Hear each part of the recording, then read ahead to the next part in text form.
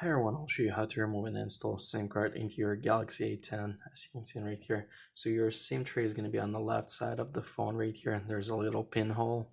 So you'll need to use SIM tray puller or something like thin to stick it in, and your SIM tray will pop out, as you can see right here.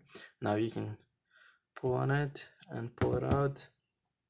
So it shows there's a micro SD card for the memory card, and I'll show which way it goes in. It goes this way, and there's your SIM card, and it shows which way it's supposed to be in. So it has to be this way. And now you hold your phone to the side and slide your SIM cards.